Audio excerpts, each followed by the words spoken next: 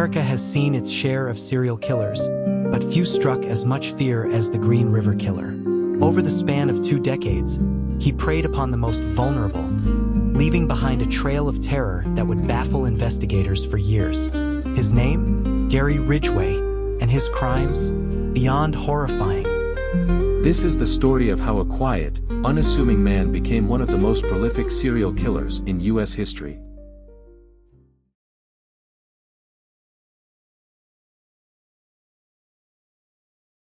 Gary Leon Ridgway was born on February 18, 1949, in Salt Lake City, Utah. He grew up in a turbulent home with a domineering mother and an absent father.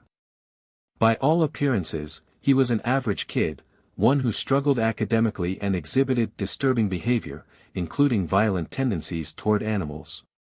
Ridgway graduated high school and enlisted in the Navy, where he was stationed in Vietnam.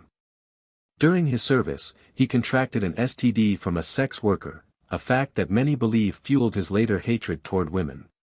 The nightmares began in 1982 when the first bodies were discovered along the banks of Washington state's Green River. Law enforcement quickly realized they were dealing with a serial predator. The victims, primarily sex workers and runaways, were strangled and left in wooded areas, often posed in grotesque ways. I used my hand, my arm, and I pulled her back. Was it choking her? For years, the Green River Task Force worked tirelessly to catch the killer.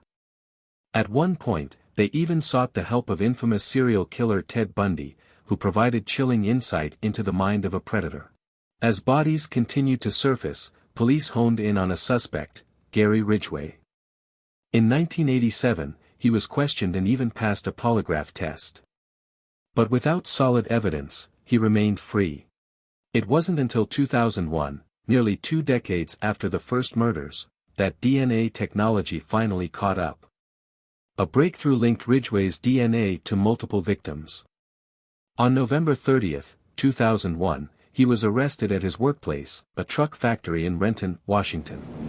You went to a lot of work to create these ruses, and it sounds to me like you had a series of ruses that you had kind of in your hip pocket. Which ruse would work with which woman? I mean, you had to have a way of feeling them out and saying, I think ruse number 1, 2, 3 will work with this woman. Explain that process to me. Well, one of them was, woman would get in the car. She's already in the car? She's in the car. Let's say she's always in the car. We're driving down the road, and she wants to see my ID.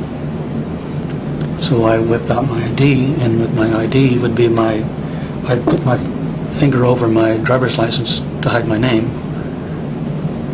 But on the opposite side was pictures. And a picture of my son. In the first degree, as charged in count 1 for the death of Wendy Lee Caulfield. Guilty. How do you plead to the charge of aggravated murder in the first degree, as charged in count 2? Guilty. Guilty. Guilty. During sentencing, families of the victims came face to face with the monster who had stolen their loved ones. Yet, in a moment that stunned the courtroom, one victim's father forgave him, leaving Ridgway visibly shaken. The women you took was gone. Our memory is not. In your words, you said that they didn't mean anything to you, but she meant everything to us. She was a mother, she was a wife, she was a sister, and we miss her. There are people here that hate you. I'm not one of them. You've made it difficult to live up to what I believe, and that is what God says to do, and that's to forgive. You are forgiven, sir. Today, Gary Ridgway remains behind bars at the Washington State Penitentiary.